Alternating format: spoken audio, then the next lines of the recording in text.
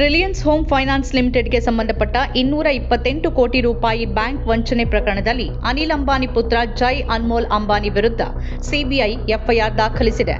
Union bank of India ದೂರಿನ ಪ್ರಕಾರ ಸಾಲದ ಹಣವನ್ನು ಬೇರೆ ಕಡೆಗೆ ತಿರುಗಿಸಲಾಗಿದೆ ಮತ್ತು ಉದ್ದೇಶಿತ ವ್ಯವಹಾರ ಉದ್ದೇಶಕ್ಕೆ ಬಳಸಲಾಗಿಲ್ಲ. ರಿಲಯನ್ಸ್ ಹೋಮ್ ಫೈನಾನ್ಸ್ ಮತ್ತು ಅದಕ್ಕೆ ಸಂಬಂಧಪಟ್ಟ ಹಲವಾರು ಕಂಪನಿಗಳಲ್ಲಿ ನಡೆದ ಅಕ್ರಮಗಳು ಮತ್ತು ಆರ್ಥಿಕ ದುರುಪಯೋಗದ ಆರೋಪದ ಮೇಲೆ ಜೈ ಅಂಬಾನಿ ವಿರುದ್ಧ ಎಫ್ಐಆರ್ ದಾಖಲಿಸಲಾಗಿದೆ. ಈ ಕಂಪನಿಯನ್ನ ಒಂದು ಕಾಲದಲ್ಲಿ ಅನಿಲ್ ಅಂಬಾನಿ ಗ್ರೂಪ್ನ ಹಣಕಾಸು ಕಂಪನಿ ಅಂತ ಪರಿಗಣಿಸಲಾಗಿತ್ತು. ಈಗ ತನಿಖೆ ನಡೀತಾ ಇದೆ. ಇಡೀ ವಿಷಯ ಏನು, ಸಾಲವನ್ನ ಹೇಗೆ ತೆಗೆದುಕೊಳ್ಳಲಾಗಿದೆ ಮತ್ತು ಹಣ ಎಲ್ಲಿ ಹೋಯಿತು ಅಂತ ಹೇಳಲಾಗ್ತಿದೆ. ಅನಿಲ್ ಅಂಬಾನಿ ಗ್ರೂಪ್ ಒಳಗಿನ ಆರ್ಥಿಕ ಬಿಕ್ಕಟ್ಟು ಏನು, ಜೈ ಅನ್ಮೋಲ್ ಅಂಬಾನಿ ಹೇಗೆ ತನಿಖೆಗೆ ಒಳಪಟ್ರು. ಅನಿಲ್ ಅಂಬಾನಿ ಕುಟುಂಬ ಆಗಾಗ ಸುದ್ದಿಯಲ್ಲಿರುತ್ತೆ ಮತ್ತು ಒಳ್ಳೆ ಕಾರಣಕ್ಕಾಗಿ ಅಂತೂ ಆಗಿರೋದಿಲ್ಲ. ಅನಿಲ್ ಅಂಬಾನಿ ಹಿರಿಯ ಮಗ ಜೈ ಅನ್ಮೋಲ್ ಹಲವಾರು ವರ್ಷಗಳಿಂದ ತಂದೆಯೊಂದಿಗೆ ವ್ಯವಹಾರದಲ್ಲಿದ್ದಾರೆ. ಗ್ರೂಪ್ನ ಕೆಲವು ಕಂಪನಿಗಳು ತಮ್ಮ ಸಾಲ ಕಡಿಮೆ ಮಾಡಲು ಜೈ ಅನೇಕ ವ್ಯವಹಾರ ನಿರ್ಧಾರಗಳನ್ನು ತೆಗೆದುಕೊಂಡಿದ್ದಾರೆ ಅಂತ ಹೇಳಲಾಗುತ್ತೆ. ಆದರೆ ಈಗ 228 ಕೋಟಿ ರೂಪಾಯಿ ಬ್ಯಾಂಕ್ ವಂಚನೆಗಾಗಿ ಸಿಬಿಐ ಅವರ ವಿರುದ್ಧ ಪ್ರಕರಣ ದಾಖಲಿಸಿದೆ ಎಂಬ ಸುದ್ದಿ ಬಂದಿದೆ. ಅನಿಲ್ ಅಂಬಾನಿ ಪುತ್ರನನ್ನ ಪ್ರಮುಖ ಹಣಕಾಸು ಪ್ರಕರಣದಲ್ಲಿ ನೇರವಾಗಿ ಸಿಲುಕಿಸಿರೋದು ಇದೇ ಮೊದಲು. ರಿಲಯನ್ಸ್ ಹೌಸಿಂಗ್ ಫೈನಾನ್ಸ್ ಲಿಮಿಟೆಡ್ ವ್ಯವಹಾರ ಸಾಲ ಪಡ್ಕೊಂಡು ಹಣವನ್ನ ಇತರ ಉದ್ದೇಶಗಳಿಗಾಗಿ ಬಳಸಿದೆ ಅಂತ ಆರೋಪಿಸಿ ಯೂನಿಯನ್ ಬ್ಯಾಂಕ್ ಆಫ್ ಇಂಡಿಯಾ ಸಿಬಿಐಗೆ ದೂರು ದಾಖಲಿಸಿದೆ. ಉತ್ತಮ ಉದ್ದೇಶಗಳಿಗಾಗಿ ಬಳಸಬೇಕಿದ್ದ ಹಣವನ್ನ ವಂಚನೆಗೆ ಬಳಸಲಾಗಿದೆ ಅಂತ ಹೇಳಲಾಗಿದೆ. ಬ್ಯಾಂಕಿನ ದೂರಿನಲ್ಲಿ ಜೈ ಅನ್ಮೋಲ್ ಅಂಬಾನಿ ಮತ್ತು ರಿಲಯನ್ಸ್ ಹೌಸಿಂಗ್ ಫೈನಾನ್ಸ್ ಲಿಮಿಟೆಡ್ನ ಸಿಇಒ ರವೀನ್ ಸುಧಾಲ್ಕರ್ ಮತ್ತು ಪೂರ್ಣಾವಧಿ ನಿರ್ದೇಶಕರ ವಿರುದ್ಧ ವಂಚನೆ ಮತ್ತು ಹಣ ದುರುಪಯೋಗದ ಪಿತೂರಿ ಆರೋಪ ಮಾಡಲಾಗಿದೆ. ಸಿಬಿಐ ಈಗ ತನಿಖೆ ಕೈಗೊಂಡಿದೆ. ಹಣವನ್ನು ಯಾರು ಯಾವಾಗ ಹೇಗೆ ದುರ್ಬಳಕೆ ಮಾಡಿಕೊಂಡ್ರು ಅನ್ನೋದನ್ನ ನಿರ್ಧರಿಸಲು ಎಲ್ಲಾ RHFL ಹಣಕಾಸು ದಾಖಲೆಗಳು, ಸಾಲದ ಖಾತೆಗಳು ಮತ್ತು ಆಂತರಿಕ ದಾಖಲೆಗಳನ್ನು ಪರಿಶೀಲಿಸ್ತಾ ಇದೆ. ಆದರೆ ಇದರ ಬಗ್ಗೆ ಅನಿಲ್ ಅಂಬಾನಿ ಗ್ರೂಪ್ ಇನ್ನೂ ಯಾವುದೇ ಅಧಿಕೃತ ಹೇಳಿಕೆ ನೀಡಿಲ್ಲ. ಈ ಬ್ಯಾಂಕ್ ವಂಚನೆ ಪ್ರಕರಣ ಅನಿಲ್ ಅಂಬಾನಿ ಗ್ರೂಪ್ನ ಆರ್ಥಿಕ ಪರಿಸ್ಥಿತಿ ಮತ್ತು ಅದರ ಕಾರ್ಯವಿಧಾನಗಳ ಬಗ್ಗೆ ಪ್ರಶ್ನೆಗಳನ್ನು ಹುಟ್ಟುಹಾಕಿದೆ. ವಾಸ್ತವವಾಗಿ ಅನಿಲ್ ಅಂಬಾನಿ ಗ್ರೂಪ್ ಬಹಳ ಸಮಯದಿಂದ ಬಿಕ್ಕಟ್ಟಿನಲ್ಲಿದೆ.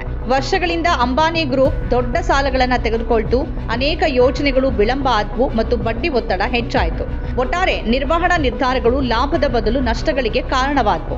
ಒಂದು ಕಾಲದಲ್ಲಿ ಗುಂಪಿನ ಅತಿದೊಡ್ಡ ಕಂಪನಿಯಾಗಿದ್ದ ರಿಲಯನ್ಸ್ ಕಮ್ಯುನಿಕೇಷನ್ಸ್ ಸಂಪೂರ್ಣವಾಗಿ ಕುಸಿದಾಗ ಅನಿಲ್ ಅಂಬಾನಿ ಗ್ರೂಪ್ ದೊಡ್ಡ ಹಿನ್ನಡೆಯನ್ನ ಅನುಭವಿಸಿತು. ಅದರ ಸಾಲ ಬೆಳೆದು ಕಂಪನಿ ದಿವಾಳಿಯಾಯಿತು ಮತ್ತು ಮುಚ್ಚಬೇಕಾಯಿತು.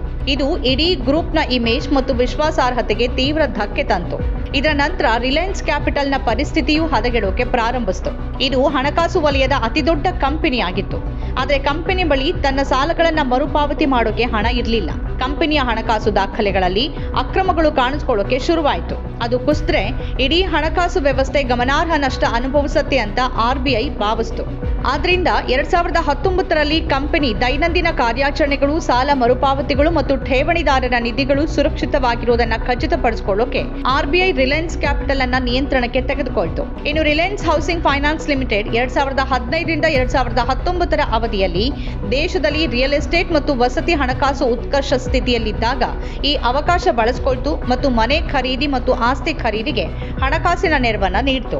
RHFL ಒಂದು ಬ್ಯಾಂಕೇತರ ಹಣಕಾಸು ಕಂಪನಿ. ಅದು ವಿವಿಧ ಬ್ಯಾಂಕ್ಗಳಿಂದ 4,500ರಿಂದ 5,000 ಕೋಟಿವರೆಗಿನ ಕ್ರೆಡಿಟ್ ಲೈನ್ಗಳನ್ನು ಪಡೆದುಕೊಳ್ತು. ಕ್ರೆಡಿಟ್ ಲೈನ್ಗಳು ಬ್ಯಾಂಕ್ ಒಂದು ಕಂಪನಿಗೆ ಸಾಲ ನೀಡುವ ಮಿತಿಗಳಾಗಿವೆ. ಅಗತ್ಯವಿದ್ರೆ ಕಂಪನಿ ಈ ಮಿತಿಯವರೆಗೆ ಸಾಲ ಪಡಿಬಹುದು ಮತ್ತು ನಂತರ ಬಡ್ಡಿ ಸೇರಿದಂತೆ ಅದನ್ನ ಮರುಪಾವತಿ ಮಾಡಬಹುದು. ಯೂನಿಯನ್ ಬ್ಯಾಂಕ್ ಈ ಕಂಪನಿಗೆ 450 ಕೋಟಿ ಕ್ರೆಡಿಟ್ ಮಿತಿಯೊಂದಿಗೆ ಸಾಲವನ್ನ ಒದಗಿಸಿದೆ. ಸಾಲ ನೀಡುವಾಗ ಬ್ಯಾಂಕ್ ಕೆಲ ಷರತ್ತುಗಳನ್ನು ವಿಧಿಸಿತು. EMIಗಳ ಸಕಾಲಿಕ ಪಾವತಿ ಮತ್ತು ಹಣಕಾಸಿನ ಶಿಸ್ತು ಕಾಯ್ದುಕೊಳ್ಳಬೇಕು, ಭದ್ರತಾ ದಾಖಲೆಗಳನ್ನು ಸಮಯಕ್ಕೆ ಸಲ್ಲಿಸಬೇಕು ಮತ್ತು ಕಂಪನಿ ಪಡೆಯುವ ಯಾವುದೇ ಮಾರಾಟದ ಆದಾಯ ಅಂದ್ರೆ ಆಸ್ತಿಗಳ ಮಾರಾಟದಿಂದ ಬರುವ ಯಾವುದೇ ಹಣವನ್ನ ನೇರವಾಗಿ ಬ್ಯಾಂಕಿನ ಖಾತೆಗೆ ಜಮಾ ಮಾಡಬೇಕು ಮೊದಲಾದವು ಅಂತಹ ಷರತ್ತುಗಳಾಗಿದ್ವು. ಆದರೆ ಈ ಷರತ್ತುಗಳನ್ನ ಕಂಪನಿ ಸಂಪೂರ್ಣವಾಗಿ ಪಾಲಿಸಿಲ್ಲ ಎನ್ನಲಾಗಿದೆ. EMIಗಳು ಮತ್ತು ಬಡ್ಡಿಯನ್ನ ಸಮಯಕ್ಕೆ ಸರಿಯಾಗಿ ಪಾವತಿ ಮಾಡಲಾಗಿಲ್ಲ. ಮಾರಾಟದ ಆದಾಯವನ್ನ ಬ್ಯಾಂಕಿಗೆ ಜಮಾ ಮಾಡಲಾಗಿಲ್ಲ ಎನ್ನಲಾಗಿದೆ. ಕ್ರಮೇಣ ಕಂಪನಿಯ ಖಾತೆ ಅನುತ್ಪಾದಕ ಆಸ್ತಿ ಆಯಿತು. 450 ಕೋಟಿಗಳಲ್ಲಿ 228 ಕೋಟಿಯನ್ನ ಸಮಯಕ್ಕೆ ಮರುಪಾವತಿಸುವ ಬದಲು ದುರ್ಬಳಕೆ ಮಾಡಿಕೊಳ್ಳಲಾಗಿದೆ ಅಂತ ಬ್ಯಾಂಕ್ ಕಂಡುಕೊಂಡಿದೆ. ಆದ್ರಿಂದ ಅದು ಪ್ರಕರಣ ದಾಖಲಿಸಿದೆ. ಕಂಪನಿಯ ನಿರ್ದೇಶಕರಾಗಿ ಜೈ ಅಂಬಾನಿ ಈಗ ತನಿಖೆ ಎದುರಿಸಬೇಕಾಗಿದೆ. ದೊಡ್ಡ ಸಾಲಗಳನ್ನು ತಗೊಂಡು ಅವುಗಳನ್ನು ಸಮಯಕ್ಕೆ ಸರಿಯಾಗಿ ಮರುಪಾವತಿ ಮಾಡದ ಪ್ರಕರಣಗಳು ಈ ಹಿಂದೆಯೂ ನಡೆದಿವೆ. ಉದಾಹರಣೆಗೆ ನೀರವ್ ಮೋದಿ, ವಿಜಯ್ ಮಲ್ಯ ಮೊದಲಾದವರು. ಈಗ ಜೈ ಅಂಬಾನಿ ಹೆಸರು ಕೂಡ ಇದೇ ಮಾದರಿಗೆ ಸಂಬಂಧಪಟ್ಟಿದ್ರೆ ಅದು ಪ್ರಶ್ನೆಯನ್ನ ಹುಟ್ಟುಹಾಕತ್ತೆ. ದೊಡ್ಡ ವ್ಯವಹಾರ ಸಂಸ್ಥೆಗಳು ಕಾನೂನು ಮತ್ತು ನಿಯಮಗಳಿಗಿಂತ ಹೆಚ್ಚಿನವಾಗಿವೆಯಾ? ಸಾಮಾನ್ಯ ಜನರ ಹಣ ಯಾವಾಗ್ಲೂ ಅಪಾಯದಲ್ಲಿರುತ್ತಾ? ಇಂತಹ ಪ್ರಶ್ನೆಗಳಿಗೆ ಬಹುಶಃ ಉತ್ತರ ಸಿಗೋದೇ ಇಲ್ಲ. ನಮ್ಮ ಕಾರ್ಯಕ್ರಮಗಳನ್ನು ನೀವು ನೋಡ್ತಾ ಇದ್ರೆ ನಮ್ಮ ಚಾನೆಲ್ ಅನ್ನ ಸಬ್ಸ್ಕ್ರೈಬ್ ಮಾಡಿ, ಪಕ್ಕದ ಬೆಲ್ ಐಕಾನ್ ಒತ್ತಿ ನಮ್ಮನ್ನ ಬೆಂಬಲಿಸಿ. ಹಾಗೆ ನಮ್ಮ ಕಾರ್ಯಕ್ರಮಗಳನ್ನ ಲೈಕ್ ಮಾಡಿ, ಕಮೆಂಟ್ ಮಾಡಿ, ಅದನ್ನ ಬೇರೆಯವರಿಗೂ ವಾಟ್ಸ್ಆಪ್ ಮೂಲಕ ಶೇರ್ ಮಾಡಿ.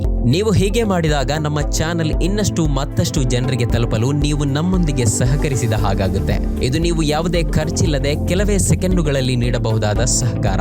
ಧನ್ಯವಾದಗಳು.